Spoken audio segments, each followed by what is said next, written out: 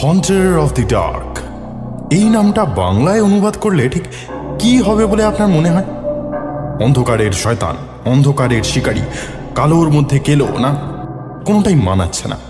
তাই আমরা আর নাম বদলের চেষ্টা করিনি, যেমন ছিল তেমনই রেখে আপনাদের পাতে সাজিয়ে দিয়েছি।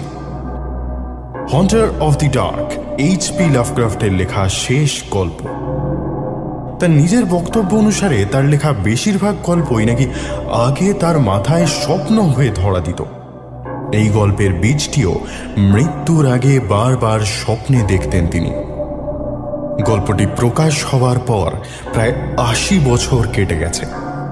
আজও মূল গল্পটি যারা পড়েছেন তারা অনেকেই অভিযোগ করেছেন গল্পটা মন দিয়ে পড়লে সত্যি মাথার ভিতরে দুঃস্বপ্নের জন্ম দেয় এই গল্পটা, যাকে ইংরেজিতে বলে নাইটমেয়ার ইনডিউসিং কোয়ালিটি। আমরা অবশ্য আপনার ঘুমের ব্যাঘাত ঘটাতে চাই না। গল্প শুনুন, ভয় পান, ভুলে যান। গল্পের শেষে কি হলো, কেন হলো, এই সব নিয়ে বেশি না ভাবলেই কোনো সমস্যা হওয়ার কথা নয়। শুনতে থাকুন এইচ.পি. লাভক্রাফটের গল্প হন্টার অফ দি ডার্ক।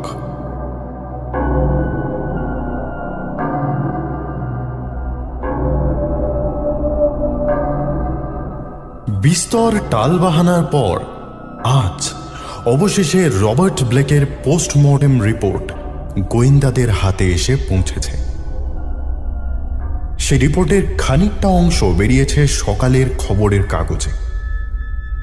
সেদিন রাতে জানলা দিয়ে বাজ পড়ে বা তড়িৎ প্রবাহ জাতীয় কিছু একটা ঘরে ঢুকে এসে জানলার পাশে বসা ব্লেককে আঘাত করে এবং তাতেই মৃত্যু হয় ব্লেকের।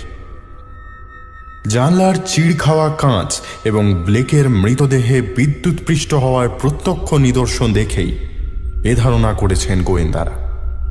ডেড বডি যখন আবিষ্কার করা হয় তখন তার লালচে প্রায় ঝলসে যাওয়া মুখের প্রতিটি শিরায় এক ভয়াবহ অভিব্যক্তি ফুটেছিল। সামনের টেবিলের উপরে রাখা কাগজে মৃত্যুর ঠিক আগের মুহূর্তে কিছু লিখে চলেছিলেন তিনি। তবে সে বিক্ষিপ্ত লেখাগুলোর কোনো অর্থ পুলিশ খুঁজে বের করতে পারেনি। এটুকু বোঝা যায় যে ফেডারেল হিল নামের পার্শ্ববর্তী পার্বত্য এলাকা নিয়ে তিনি লিখছিলেন কিছু, কিন্তু এটুকু ছাড়া বাকি সবই ধোঁয়াটে। যথারীতি এ ব্যাপারটাকে বেশি গুরুত্ব দিতে চায়নি পুলিশ। তার একটা কারণেই যে রবার্ট ব্লেক পেশায় ছিলেন লেখক। বাস্তবের সঙ্গে কল্পনার রং মিশিয়ে আজগুবি সব গল্প লিখতেন তিনি, রীতিমতো অদ্ভুতুড়ে গল্পের কারিগর।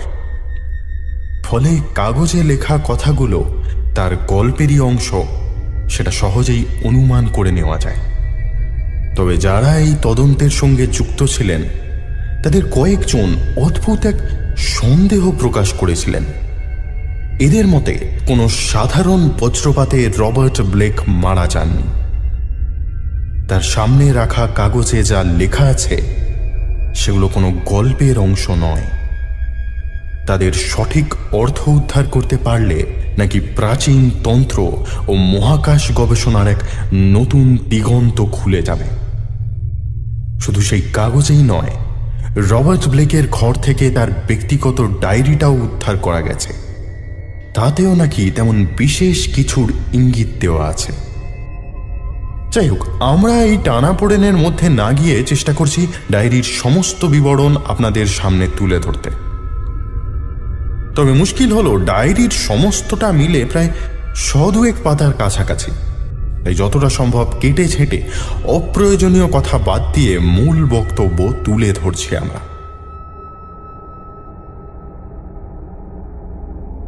১৯৩৫-এর মাঝামাঝি রবার্ট ব্লেক প্রোভাইডেন্স শহরের একধারে ছোট এক লাইব্রেরির দোতলায় একটা ঘর ভাড়া নিয়ে থাকতে শুরু করেন। ছোটখাটো ছিমছাম দুটো ঘর, বাড়ির লাগোয়া এক ফালি বাগান, সেই বাগান ডিঙিয়ে জানলা দিয়ে বিড়ালের আনাগোনা লেগেই থাকে। উপরে আর ফ্লোর না থাকায় বাড়ির ছাদটা ছিল ত্রিভুজের মতো। সেই ত্রিভুজের ঠিক পেটের কাছ থেকে একটা বেশ বড় সড়ো চেহারার কাঁচ লাগানো জানলা। আশেপাশে উঁচু বাড়ি না থাকায় সেই জানলা দিয়ে তাকালে অনেকটা দূর অবধি দেখা যেত। এই জানলার পাশেই কাঠের টেবিল চেয়ারে বসে লেখালেখি করতেন ব্লেক। লিখতে লিখতে ক্লান্ত হয়ে পড়লে জানলা দিয়ে দূরে তাকিয়ে থাকতেন। ব্লেকের এই স্টাডি রুমের জানলা দিয়ে তাকালে ফেডারেল হিল অঞ্চলের কয়েকটা ছোটখাটো টিলা চোখে পড়ে। তবে যেহেতু সময়টা শীতকাল, তাই প্রায় সব বাড়ির ছাদ দিয়েই সরু চিমনির ধোঁয়া বেরিয়ে এসে দৃষ্টি ঢেকে ফেলে। সেই ধোঁয়া না কাটা অবধি দেখা যায় না টিলাগুলোকে। ডায়েরি অনুযায়ী রোজ ভোরবেলা ঘুম থেকে উঠে জানলা দিয়ে বাইরে তাকিয়ে থাকতেন ব্লেক। ব্যাপারটা একরকম নেশাতে পরিণত হয়েছিল তার। গোটা ফেডারেল হিল অঞ্চল জুড়ে কতগুলো মাথা উঁচু প্রাচীন মিনার আছে, আবলুস কাঠের মতো রং তাদের। শহরের আঁকাবাঁকা রাস্তাগুলো ছোট বাড়িঘরের মাঝখান দিয়ে সাপের দেহের মতো ছড়িয়ে পড়েছে চারিদিকে। কয়েকটা জায়গা আবার বেখাপ্পা ফাঁকা, সেখানে কোনো কারণে এখনো বিশেষ বাড়িঘর গজিয়ে ওঠেনি। এভাবে বেশ কয়েক পাতার মামুলি বিবরণের পর ডায়েরিতে কয়েকটা পাতা এগিয়ে এলে একটা জায়গায় চোখ আটকে যায়। ব্লেক লিখছেন, একদিন সকালে জানলা দিয়ে তাকিয়ে তিনি দেখেন শহরের ধোঁয়া প্রায় মিলিয়ে গেছে। দূরের পাহাড়গুলো স্পষ্ট দেখা যাচ্ছে জানলা থেকে। তবে ভোরের প্রকৃতির শোভা ছাপিয়ে অন্য একটা জিনিস চোখে পড়ে ব্লেকের। চোখের একদম সোজাসুজি সব থেকে উঁচু যে টিলাটা আছে তার ঠিক চূড়ার কাছে একটা বিরাট পরিত্যক্ত চার্চ। আয়তনে সেটা এতই বড় যে এত দূর থেকেও তার সামনে ভেঙে পড়া জানলাটা পর্যন্ত স্পষ্ট চোখে পড়ে। বিরাট নীলচে আকাশের গায়ে অতন্দ্র প্রহরীর মতো দাঁড়িয়ে আছে চার্চটা। দূর থেকে দেখে মনে হয় দেওয়ালগুলো যেন পাথরের, গথিক স্টাইলে তৈরি একটা নিকষ কালো চার্চ। অন্তত 100 বছরের কম বয়স হবে না তার। সেদিক থেকে মনটা ঘুরিয়ে ব্লেক লেখালেখিতে মনোনিবেশ করার চেষ্টা করেন, কিন্তু কলম নড়তে চায় না তার। বারবার মন চলে যেতে থাকে ওই চার্চটার দিকে। কালো পাথরের ইমারতের ভিতর থেকে কি অমোঘ আকর্ষণে যেন টেনে নিয়ে যেতে চাইছে তাকে।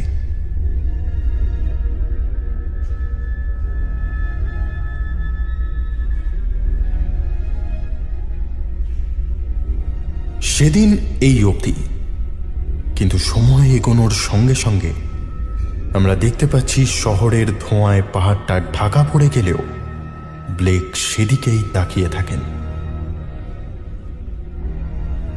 কাজকর্ম কিছুই এগোয় না। শেষে একদিন বিরক্ত হয়ে চেয়ার ছেড়ে উঠে পড়েন তিনি। ঠিক করেন নিজেই গিয়ে দেখে আসবেন চার্চটা। ঘণ্টাখানেকের মধ্যে শীতের জামা গায়ে চাপিয়ে অ্যাপার্টমেন্ট লক করে বেরিয়ে আসেন তিনি। টিলাটাকে খুঁজে বের করা কিন্তু মোটেই সহজ নয়।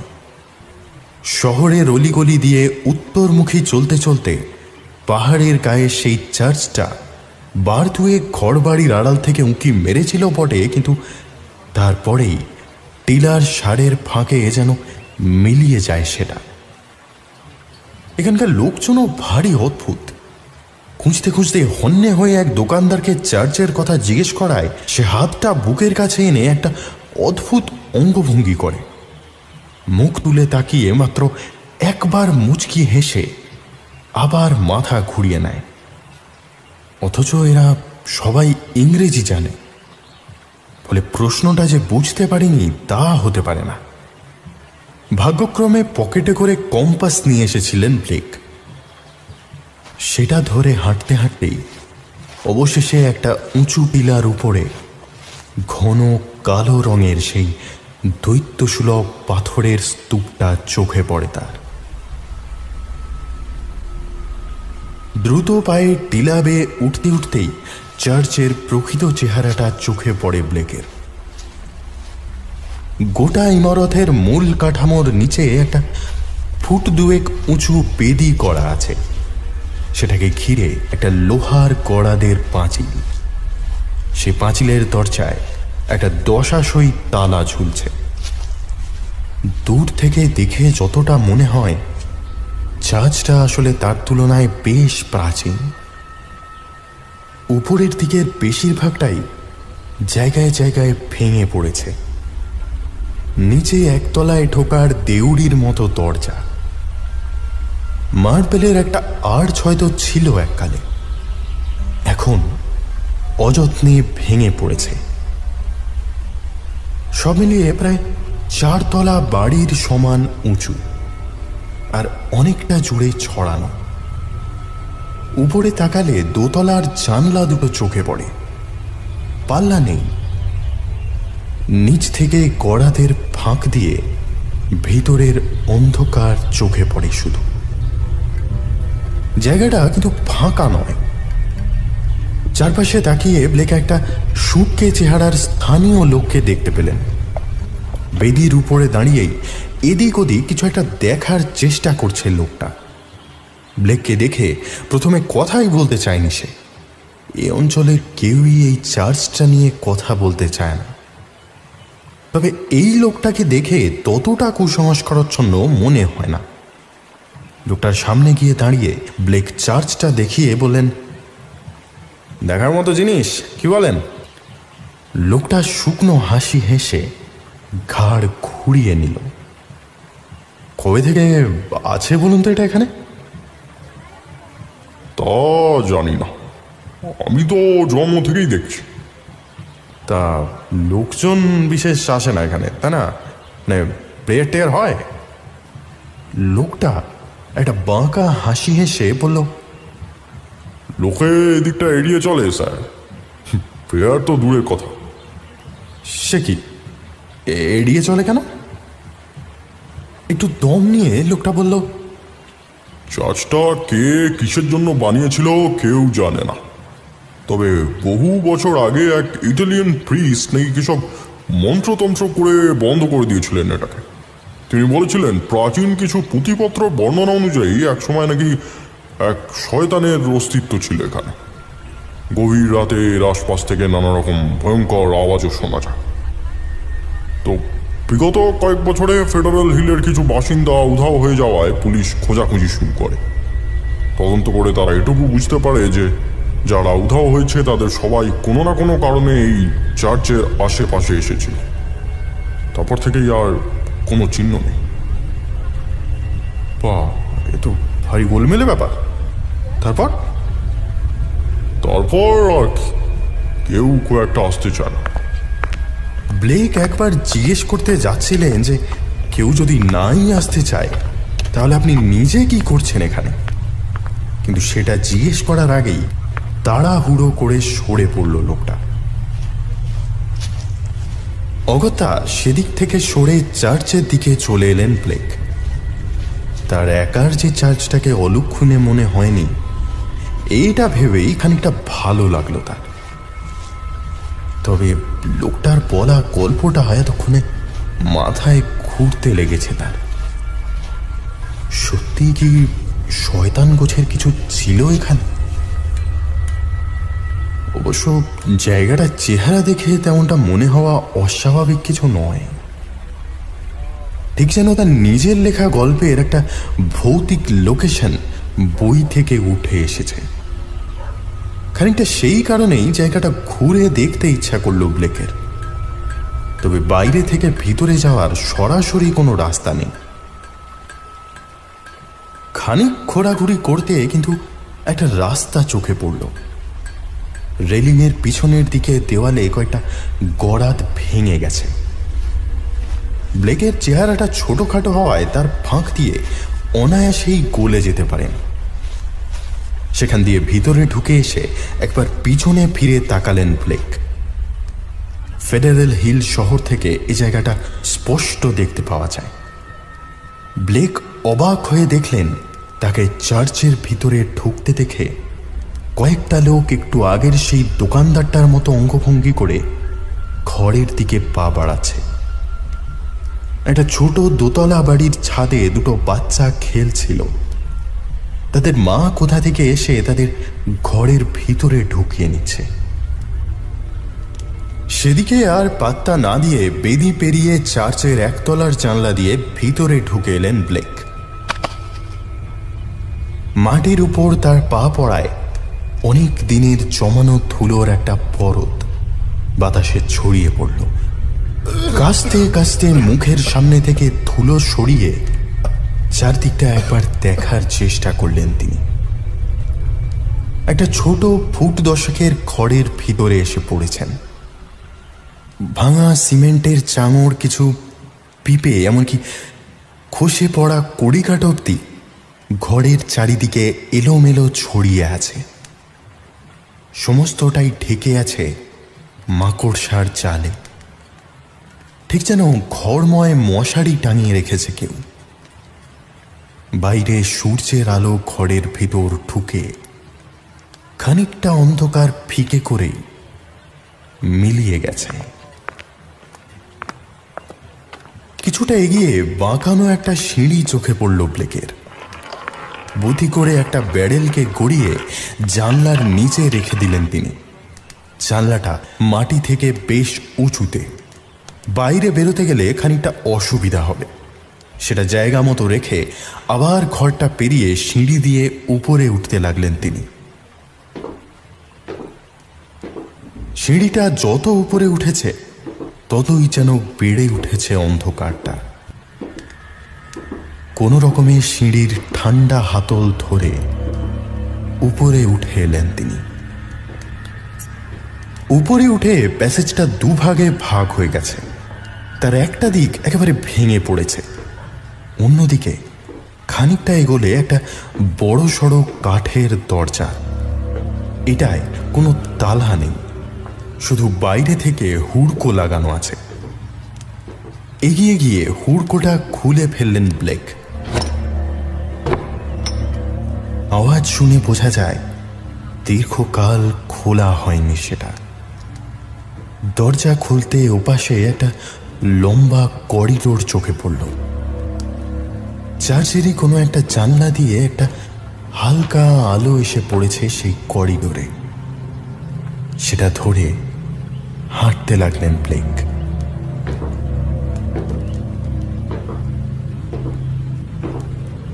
করিডোরে দুদিক জুড়ে ঘর, তার কোনোটার দরজাতেই তালা নেই। ফলে তিনি স্বচ্ছন্দে এক ঘর থেকে আরেক ঘরে এগোতে লাগলেন। ঘরের দেওয়ালের মাঝে মধ্যেই পুরনো কিছু পেন্টিং চোখে পড়ল তার।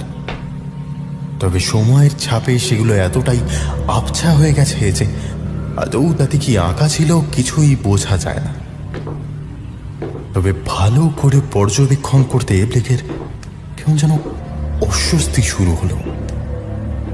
কিছু কিছু চিহ্ন যেন তিনি আগেও দেখেছেন। আদিম অবলুপ্ত চিহ্ন সম্পর্কে এককালে কিছু পড়াশোনা করেছিলেন তিনি। সেগুলোর অনেকগুলো আঁকা আছে এখানে।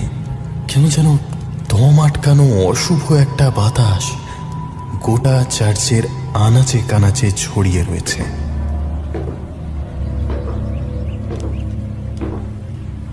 অবাক চোখে তিনি দেখলেন একটা মাকড়সার জাল যেন প্রাচীন ইজিপশীয় চিহ্ন ক্রুক্স আনসাতার আকার নিয়েছে। একটা ঘরের ভিতরে ছোট কাঠের টেবিল চোখে পড়ল তার। এগিয়ে গিয়ে তার ড্রয়ার খুলতে কতগুলো বই চোখে পড়ল। সেগুলোর পাতা উল্টাতেই থ হয়ে গেলেন তিনি। প্রাচীন নিষিদ্ধ শাস্ত্রের বই নেক্রোনমিকন থেকে শুরু করে অজ্ঞাত ভাষায় লেখা ভয়াবহ কিছু নির্দেশিকা। এসব নারকীয় বইয়ের কথা কেবলমাত্র গল্পে উপন্যাসে শোনা যায়। এসব বই এখানে এলো কি করে? সেগুলো আগের মতোই রেখে দিয়ে পাশ থেকে কয়েকটা ছোট পেপার স্ক্রল তুলে নিলেন তিনি। এতেও অজ্ঞাত ভাষায় কিছু একটা লেখা আছে, তবে কয়েকটা শব্দ যেন চিনতে পারলেন তিনি, অনেকটা ক্রিপ্টোগ্রাম জাতীয়। ফ্ল্যাটে ফিরে পড়বেন ভেবে পকেটে ঢুকিয়ে পাশের ঘরে চলে এলেন।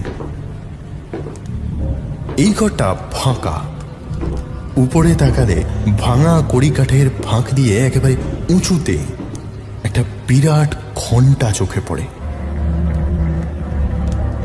সম্ভবত ঝোলানো দড়ি ধরে টেনে একসময় বাজানো হতো সেই ঘণ্টাটা। এখন কিন্তু তার দড়িটাকে দেখতে পাওয়া গেল না। চারপাশে তাকাতে পাশের ঘরের খানিকটা অংশ চোখে পড়তেই অবাক হয়ে গেলেন ব্লেক। দ্রুত পা চালিয়ে তিনি এই ঘরে চলে এলেন। এই ঘরটা প্রস্থে অন্তত 15 ফুট চওড়া। ঘরের 3 দিকের দেওয়াল মিলিয়ে মোট 4টে জানলা। তবে সব থেকে আশ্চর্যের হলো ঘরের ঠিক মাঝ বরাবর একটা ফুট 4 উঁচু স্তম্ভ। স্তম্ভের চারদিকে দেওয়ালে কিছু হায়ারোগ্লিফিক খোদাই করা আছে। এই প্রাচীন মিশরীয় লিপি সম্পর্কে এর আগেও ব্লেকের কিছু পড়াশোনা আছে, তবে লেখাগুলোর মানে কিছুতেই চিনতে পারলেন না। একবার চোখ বুলিয়ে মনে হলো এ যেন হায়ারোগ্লিফিকেরও এক প্রাচীন রূপ। তবে এসব ছাড়িয়ে অন্য একটা জিনিস চোখে পড়তেই তিনি স্তম্ভটার দিকে এগিয়ে গেলেন। স্তম্ভের ঠিক মাথার উপর একটা ছোট লোহার বাক্স রাখা আছে। জিনিসটা কিছুটা পুরনো সিন্দুকের মতো দেখতে, তবে সিন্দুকের থেকে চেহারায় বেশ খানিকটা ছোট। কৌতূহল হতে সেটার উপরে হাত রাখতেই হাত কেঁপে উঠল তার। কি ভয়ানক ঠান্ডা বাক্সটা, যেন এক্ষুনি বরফের চাই কেটে বের করা হয়েছে সেটাকে। বাক্সটা কিন্তু আটকানো নেই, বরঞ্চ কিছুটা ফাঁক হয়েই আছে সেটা। তার ভিতরে চোখ রাখতে মনে হলো বাক্সের ভিতরে জলজলে কিছু রাখা আছে, যেন লাল রঙের একটা আলো জ্বলছে ভিতরে। ধীরে ধীরে বাক্সের ডালাতে চাপ দিতে মচমচ করে একটা শব্দ করে ডালা খুলে গেল। বাক্সের ভিতরে একটা পুরনো হলদে কাপড়ের উপর একটা অদ্ভুত দর্শন পাথর রাখা আছে। সেটা থেকেই লালচে আভা পেরিয়ে ছড়িয়ে পড়ছে চারিদিকে। ব্লেক অবাক হয়ে দেখলেন পাথরটা 8 কোনা। পাথরের গায়ে খুদে খুদে কিছু নকশা কাটা আছে যেন। এমন পরিত্যক্ত চার্চের ভিতরে এমন একটা আশ্চর্য পাথর কবে থেকে পড়ে আছে? কোণের দিক থেকে খচখচ করে একটা শব্দ হতে সেদিকে ফিরে তাকিয়ে একটু চমকে উঠলেন ব্লেক। মনে হলো ঘরের এক কোণে একটা বড় তিরপলের খানিকটা কেটে কেউ চাপা দিয়ে রেখেছে। তার নিচ থেকেই কয়েকটা ইঁদুর দৌড়াদৌড়ি করছে। তিরপলের উপরে বেশ পুরু ধুলোর আস্তরণ, অর্থাৎ দীর্ঘকাল সেটা সরায়নি কেউ। জায়গাটা মাকড়সার ঝুলে ভর্তি হয়ে আছে। মনে কৌতূহল জাগতে সেদিকে এগিয়ে গেলেন ব্লেক।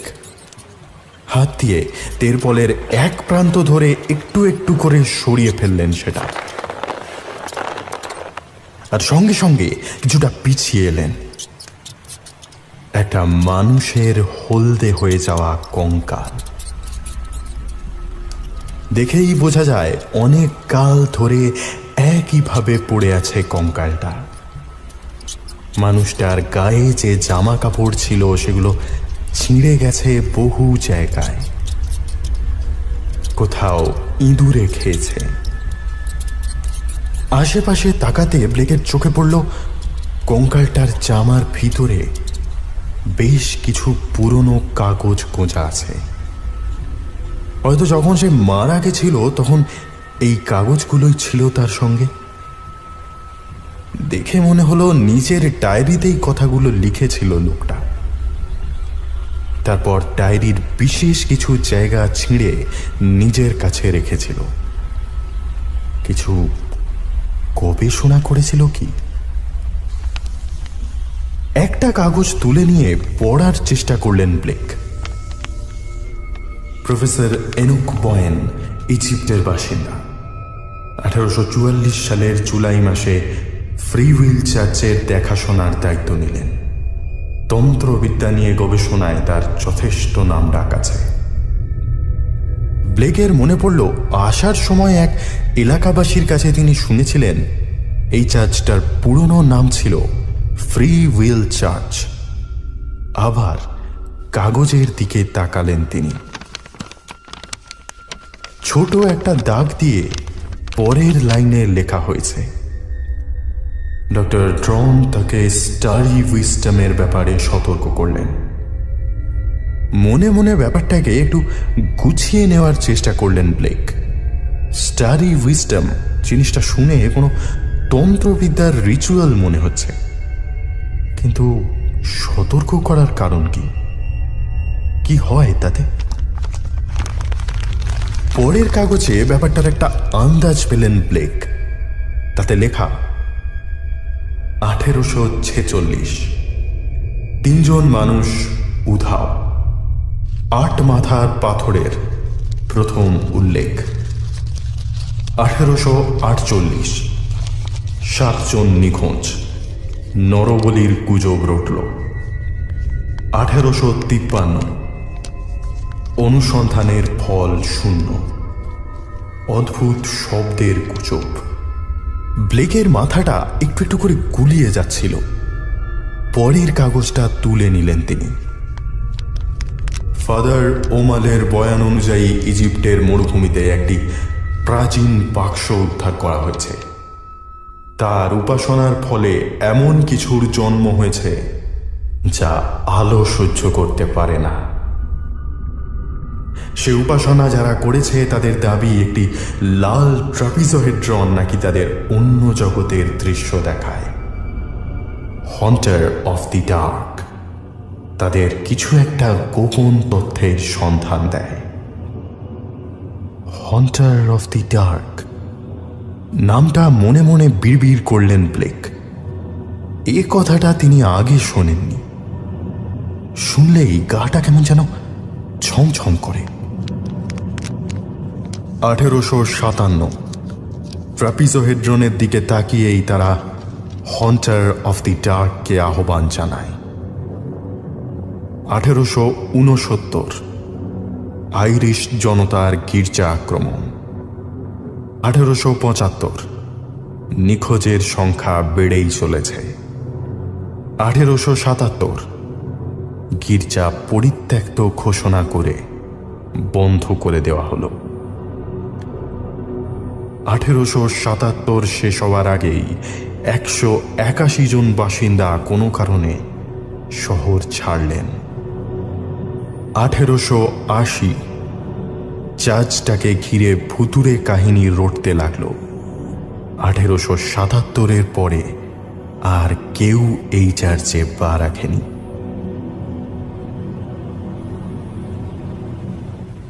এছাড়া আর কিছু কোথাও লেখা নেই।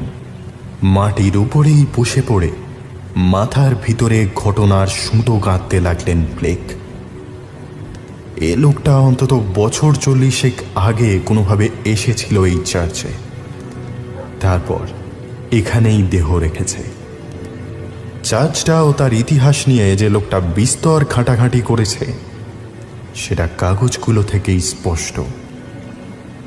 তার গবেষণা থেকে এটুকু বোঝা যায় আজ থেকে কয়েকশো বছর আগে নিষিদ্ধ কিছুর উপাসনা করার জন্য বন্ধ হয়ে যায় এই চার্চ। কয়েকটা শব্দ অবশ্য একেবারেই অচেনা। হন্টার অফ দি ডার্ক বলতে কিসের কথা বলা হয়েছে? কোনো মানুষ নাকি অন্য কিছু? মাটিতে পড়ে থাকা কঙ্কালটার অবস্থান দেখে ব্লেকের মনে হলো কোনোভাবে হার্ট ফেল করে মারা গেছিলেন ভদ্রলোক। তার কয়েকটা হাড় শরীর থেকে আলাদা হয়ে খুলে পড়ে আছে। কঙ্কালের ঠিক মাঝ বরাবর একটা পোড়া দাগ। লোকটার কথা ভাবতে ভাবতে হঠাৎই ব্লেকের মনে হলো তার চোখের সামনের জগৎটা পাল্টে গেছে। এর মধ্যে কোনো ফাঁকে যেন তিনি এসে দাঁড়িয়েছেন বাক্সের ভিতরের সেই লাল চকচকে আটকোনা পাথরটার সামনে।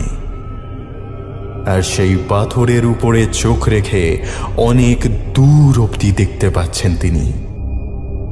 তার সামনে এখন দিগন্ত বিস্তৃত বালির সমুদ্র, মরুভূমি। আর সেই অন্তহীন মরুভূমির বুকে স্থির হয়ে জেগে আছে আকাশ ছোঁয়া কয়েকটা স্তম্ভ। পরক্ষণেই তার মনে হলো এসে দাঁড়িয়েছেন সমুদ্রের তলায় কোনো প্রাচীন নগরীর ধ্বংসাবশেষের মাঝে। মনে হলো এক বিরাট প্রাকৃতিক চক্রের একদম মাঝখানে এসে দাঁড়িয়েছেন তিনি। গোটা মহাবিশ্বটাই কি এক জীবিত ছন্দে আন্দোলিত হচ্ছে। কিসের আগমনের আশঙ্কা এসে যেন কেঁপে উঠছে বারবার। একটা তীব্র ভয়ের স্রোত ব্লেকের শরীরকে কাঁপিয়ে দিল। তার মনে হলো ঠিক পিছনেই এসে দাঁড়িয়েছে একখণ্ড জমাট অন্ধকার। এক অদৃশ্য জালে তাকে যেন আষ্টে পিষ্টে বেঁধে ফেলছে সে। কানে এলো মহাবিশ্বের অতল থেকে ভেসে আসা এক ভয়াবহ অমানসিক শব্দ। ক্রমে মোহাচ্ছন্ন হয়ে পড়ছেন তিনি। এ মোহ থেকে আর পরিত্রাণ নেই। এক ঝটকায় পিছিয়ে এলেন ব্লেক। হাতের ধাক্কায় বাক্সের উপরের ঢাকাটা বন্ধ করে দিলেন। এতক্ষণে বাইরের আলো কমে এসেছে। একটু একটু করে বিকেল পেরিয়ে সন্ধে নামতে শুরু করেছে। প্রায় দৌড়ে ঘরের বাইরে বেরিয়ে এলেন ব্লেক। ঘরের লাগোয়া দরজায় একটা শব্দ শোনা যাচ্ছে। ব্লেক মনে মনে ভেবে নিলেন এও হয়তো ইঁদুরেরই শব্দ। প্রায় লাফিয়ে সিঁড়ি পেরিয়ে একতলায় নেমে এলেন তিনি। এর পরের কয়েকটা দিন ব্লেক এ কথা আর কাউকে জানাননি। উল্টে নিজেকে ঘরবন্দি করে তিনি কিছু বই পড়া শুরু করলেন। শুধু বই না, নানান রকম পুরনো খবরের কাগজ আর সাংকেতিক চিহ্ন নিয়ে গবেষণায় মেতে থাকলেন দিনরাত। তবে এত কিছু সত্ত্বেও সেই পেপার স্ক্রোলগুলোতে লেখা ক্রিপ্টোগ্রামের মানে উদ্ধার করতে পারলেন না। পৃথিবীর কোনো প্রচলিত অক্ষরের সঙ্গেই সেই শব্দগুলোর মিল নেই। এই গবেষণার ফাঁকে থেকে থেকে তার ইচ্ছা করে সেই পুরনো চার্চটার দিকে তাকিয়ে থাকতে। দূর দিগন্তে সূর্য ঢলে পড়লে বিকেলের শেষ আলো সেই মিশমিশে কালো ছাদের উপরে এসে পড়ে। ঠিক তখনই এর উপর দিয়ে বড় ডানার কয়েকটা পাখি উড়ে যায়। সত্যি কি চার্চটাকে ঘিরে আছে কোনো অশুভ শক্তি? জুনের মাঝামাঝি ধাঁধার সমাধান করতে পারেন ব্লেক। পুরনো ধ্বংস হয়ে যাওয়া একলো ভাষায় লেখা ধাঁধাটা। ধাঁধায় যে ঠিক কি লেখা ছিল সেটা ব্লেক পরিষ্কার করে ডায়েরিতে লিখে যাননি। তবে এখানেও লেখা আছে সেই হন্টার অফ দি ডার্কের কথা। লাল সেই পাথরটার দিকে তাকিয়েই নাকি আহ্বান করা হয় তাকে। মহাবিশ্বের অতলে কোনো অন্ধকার গহ্বরে ঘুমিয়ে থাকেন তিনি। মহাবিশ্বের সমস্ত রহস্য তিনি জানেন। একবার পাথরের মাধ্যমে কেউ তাকে জাগিয়ে তুললে সেই বিপুল জ্ঞানের বদলে তিনি ভয়াবহ বলি দাবি করেন। ডায়েরিতে মাঝে মাঝেই সেই লাল পাথরের কথা বলেছেন তিনি।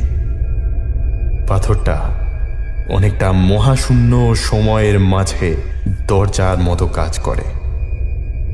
পৃথিবীর জন্মলগ্নে যখন আদি দেবতারা পৃথিবীর বুকে রাজত্ব করত, সেই সময়ে তাদের সঙ্গেই পৃথিবীতে এসেছিল পাথরটা। তারপর যার হাতে পড়েছে সেখানেই অত্যাচার, মৃত্যু আর অন্ধকারের ইতিহাস লিখে এসেছে। শেষ পর্যন্ত গিয়ে পৌঁছায় ফারাও কা-নেফারের হাতে। এই পাথরকে ঘিরে একটি মন্দির প্রতিষ্ঠা করেন তিনি। সেখানে কিছু পাশবিক আচার অনুষ্ঠান চালানোর দায়ে তাকে বিতাড়িত করা হয়। মন্দিরটাও ধ্বংস করে দেওয়া হয়। পরে সেই মন্দিরের ধ্বংসাবশেষ মাটির তলা থেকে উদ্ধার করতে গিয়ে পাথরটা মানুষের হাতে আসে। এরপর জুলাই মাসের শুরুতে ব্লেকের ডায়েরিতে এক নতুন ঘটনার কথা জানা যায়। তার চার্চ অভিযানের পর থেকেই ফেডারেল হিলের মানুষজনের মধ্যে কেমন যেন একটা চাপা অস্থিরতা চোখে পড়ে তার।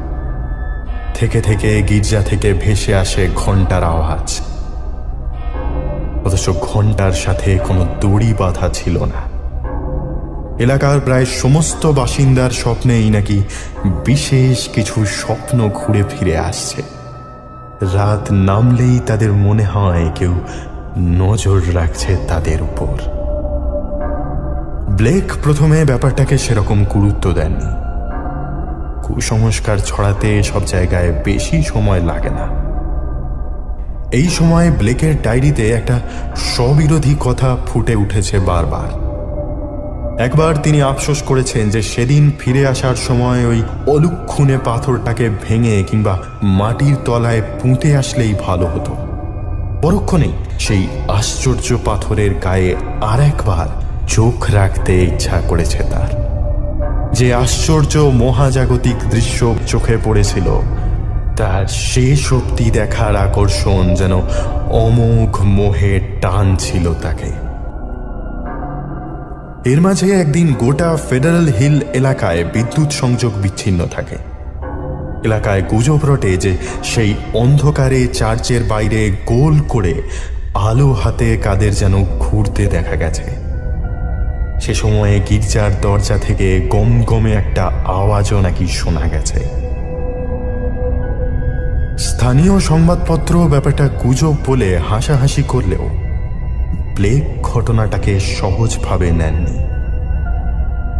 এছাড়াও পরদিন রাতে দুজন সাহসী সাংবাদিক চার্চের ভিতরে কোনো গোপন গুন্ডা চক্র আস্তানা গেড়েছে কিনা দেখতে যায়। চার্চের ভিতরে পোড়া দাগ এবং ছড়িয়ে ছিটিয়ে পড়ে থাকা মানুষের হাড় চোখে পড়ে তাদের। ব্লেক যে ব্যাপারটায় সব থেকে বেশি অবাক হয়ে যান সেটা হলো কোনো কঙ্কালের উল্লেখ কিন্তু তাদের রিপোর্টে করা হয়নি। এরপর থেকে ব্লেকের আচার আচরণ একেবারে উন্মাদের মতো হয়ে যায়। ঘর থেকে আর বাইরে বেরোতেন না তিনি। খাবার দাবারও ফোন করে বাইরে থেকে আনিয়ে নিতেন। এমনকি রাতে ঘুমানোর সময় নিজের হাত পা দড়ি দিয়ে বেঁধে রাখতেন তিনি। এর কারণও ডায়েরিতে লিখে রেখে গেছেন। একদিন রাতে ঘুম ভেঙে ব্লেক দেখেন তিনি ফেডারেল হিলের রাস্তায় উদ্ভ্রান্তের মতো হেঁটে চলেছেন। ঘুমের ঘোরে কখন বিছানা ছেড়ে বাড়ি থেকে বেরিয়ে এত দূর চলে এসেছেন নিজেরই খেয়াল নেই। সেদিন ঘুম ভেঙে যাওয়াতে তিনি বাড়ি ফিরে আসেন। তারপর থেকে রাতগুলো ভয়ে জেগেই কাটাতেন, কিন্তু সেভাবেই বা কতদিন থাকা যায়। একদিন রাতে চোখ মেলে ব্লেক দেখেন চার্চের সেই ঘণ্টা ঘরের ভিতরে তিনি দাঁড়িয়ে আছেন। মাথার উপরে একটা মৃদু খসখস শব্দ, একটা তীব্র দুর্গন্ধ আসছিল নাকে। কোনো রকমে হাতরে কিছু একটা ধরতে যেতেই একটা উঁচু ধাতব পিলারে হাত পড়ে তার। লাল পাথরটা তার চোখের সামনে। আবার এক এক করে ফুটে উঠতে লাগলো সেই রঙিন কাঁচের দৃশ্যগুলো। ক্রমাগত যেন বাস্তব হয়ে উঠছে তারা। একটা মিশমিশে কালো সূর্যে আকাশ ঢেকেছে। সেই অন্তহীন সূর্যের বুক থেকে বেরিয়ে আসছে কুপকুপে অন্ধকার। সূর্যের গায়ে কিছু একটা যেন নড়ে উঠল কয়েকবার। আদিম অন্ধ দেবতা আজাথথ। তার শরীর ফুটে বেরিয়ে আসছে একটা গমগমে ভারী সুর। সমস্ত মহাবিশ্বকে মাতিয়ে তুলেছে সেই সুর। আচমকাই একটা তীব্র আওয়াজে ব্লেকের ঘোর কেটে গেল। আওয়াজটা ঠিক কিসের তা ব্লেক বুঝতে পারলেন না। হয়তো পাহাড়ের নিচে শহরের বুকে কেউ সজোরে বাজি ফাটিয়েছে। ঘোরটা কেটে যেতেই ব্লেক বুঝলেন তিনি এতক্ষণে কোথায় এসে দাঁড়িয়েছেন। চারপাশ ভালো করে ঠাউর করে বোঝার আগেই সিঁড়ি দিয়ে দৌড়ে সেই চার্চের বাইরে বেরিয়ে এলেন তিনি।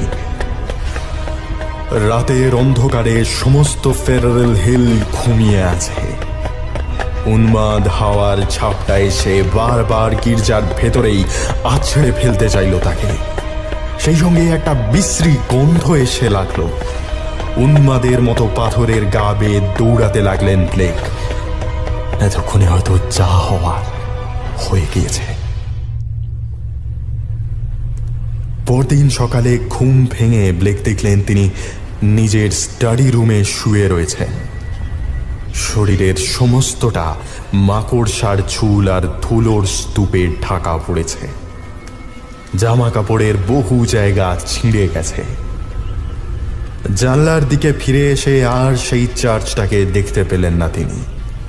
তার বদলে দেখলেন সমস্ত আকাশটা ঘন কালো মেঘেদের দখলে চলে গেছে।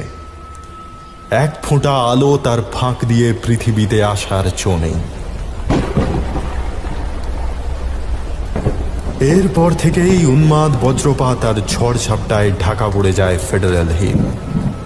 অন্তহীন একটানা ভারী বর্ষণ আর গুমগুম মেঘের শব্দ। এ শব্দের মাঝে একবারও দু চোখের পাতা এক করতে পারেননি ব্লেক। রাত প্রায় 1টার কাছাকাছি ব্লেক বিদ্যুৎ দপ্তরে টেলিফোন করে বলেন কোনো কারণেই যেন এলাকার বিদ্যুৎ সংযোগ বন্ধ না করা হয়। যদিও তিনি নিজেই চার্চটাকে ভালো করে দেখা যাবে বলে নিজের ঘরের আলো নিভিয়ে দেন। সমস্ত রাতটা লেখার টেবিলে বসেই কাটান। এই সময় তার ডায়েরিতে কিছু বিক্ষিপ্ত অসংলগ্ন বাক্য লেখা আছে, যার কোনো নির্দিষ্ট মানে হয় না। যেমন কিছুতেই আলো চালানো চলবে না, সে জানে আমি কোথায় আছি, ধ্বংস করে ফেলতে হবে, ধ্বংস করে ফেলতে হবে, সে আমাকে ডাকছে, আমার কোনো ক্ষতি সে এবার চায় না। এই সে বলতে ঠিক কার কথা বলা হয়েছে সেটা ডায়েরি থেকে স্পষ্ট বোঝা যায় না। তবে এলাকাবাসীর মুখে এই সময়ের কিছু ঘটনার উল্লেখ সন্দেহের উদ্রেক করে। এই বজ্রপাতের সময়ে টিলার পাদদেশে ঘরগুলোর বাসিন্দারা নাকি চার্চের একেবারে চূড়োর দিক থেকে কিছুর একটা ডানা ঝাপটানোর শব্দ শুনতে পায়। দু একজন বাইরে বেরিয়ে আসে। ঠিক সেই সময়ই গোটা টিলাটা কেঁপে ওঠে এবং চার্চের মাথার দিক থেকে কিছু একটা নিচে খসে পড়ে। লোকগুলো এগিয়ে গিয়ে দেখে সেটা আসলে গির্জার একটা জানলার কাঠের ফ্রেম। সেই মুহূর্তে উপরে তাকিয়ে তারা দেখতে পায় একটা বিরাট অন্ধকারের দলা সেই জানলার কাছ থেকে উড়ে যায় পূবের দিক লক্ষ্য করে।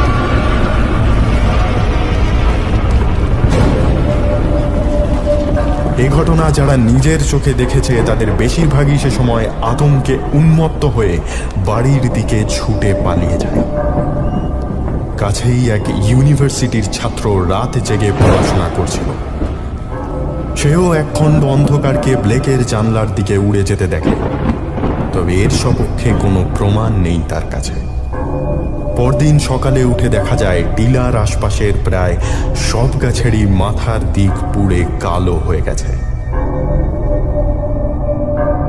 ওই ইউনিভার্সিটির এক ছাত্র সকালে ব্লেকের জানলার দিকে তাকিয়ে দূর থেকে তার ফ্যাকাশে সাদা ভুতুড়ে মুখ দেখে একটু অবাক হয়। বিকেলের দিকেও তাকে একইভাবে নিষ্প্রাণ মুখে জানলার পাশে বসে থাকতে দেখে কিছু একটা সন্দেহ করে সে কলেজ কর্তৃপক্ষকে জানায় ব্যাপারটা। এলাকার লোকজন জড়ো হয়ে ব্লেকের দরজায় বেল বাজায় এবং শেষে পুলিশের লোক এসে দরজা ভেঙে ফেলে। দরজা খুলতে দেখা যায় চেয়ারের উপরে সোজা হয়ে বসে আছেন ব্লেক। তার চোখ দুটো গনগনে আগুনের মতো লাল, ঘাড়ের কাছ থেকে গলা ভেঙে মাথাটা সামনে নুয়ে পড়েছে। বডি উদ্ধারের কিছু পরেই ময়না তদন্তের রিপোর্ট আসে, তাতে করোনার ঘোষণা করেন বজ্রপাতের ফলে শরীরে কোনোভাবে বিদ্যুৎ প্রবাহ হয়ে ব্লেকের মৃত্যু হয়েছে। কিন্তু বাজ পড়েই যদি ব্লেক মারা যান, তাহলে তার সামনের জানলা অক্ষত থাকবে কেন তার ব্যাখ্যা তিনি দিতে পারেন। ডেড বডির ডান হাতে একটি শীষ ভাঙা পেন্সিল পাওয়া যায়। বোঝা যায় কাগজে কিছু লিখতে লিখতেই শেষ মুহূর্তে ভেঙে যায় শীষটা। মারা যাওয়ার পর তার সামনের কাগজে যে উদ্ভট শব্দ এবং বাক্যগুলো তিনি লিখে গেছিলেন, সেগুলোকে তার অসংলগ্ন মনের কল্পনা বলে ধরে নেওয়া হয়। সেই বিক্ষিপ্ত লেখার থেকে যেটুকু উদ্ধার করা গেছে তা আমরা নিচে দিলাম। আলো আলো এখনো বন্ধ। প্রায় মিনিট 5 হতে চলল। আবার বাজ পড়ল। একটু একটু করে এসে আমার মনের দখল নিচ্ছে।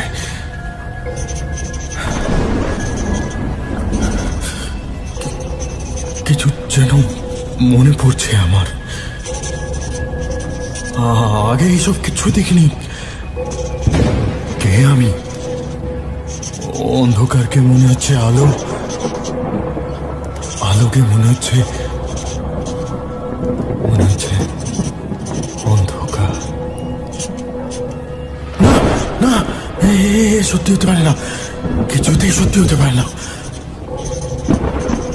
মহাবিশ্বের অন্তিম গ্রহ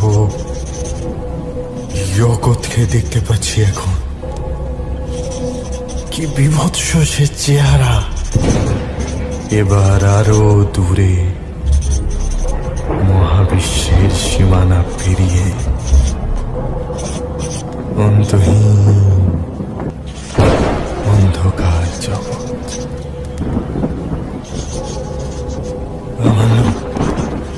আমার নাম Blake, Robert Harrison Blake. 620 snap street.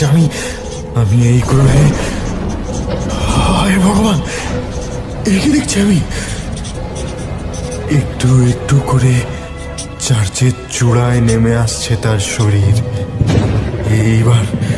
এবার সে ঘিরে ফেলতে সমস্ত চার্চটা দূর আমার কাছে চলে এসছে। কাছে যা ছিল তার আর কিচ্ছু অস্তিত্ব নেই। আমি কি পাগল হয়ে যাচ্ছি? আমি রবার্ট ব্লেক। আমি দেখতে পাচ্ছি সেই নিকষ কালো মিনার। চার্চের কাঁচ ভেঙে সে বেরিয়ে আসছে। জানলা ভেঙে পড়ছে একটু একটু করে। আর সেখান থেকে বেরিয়ে আসছে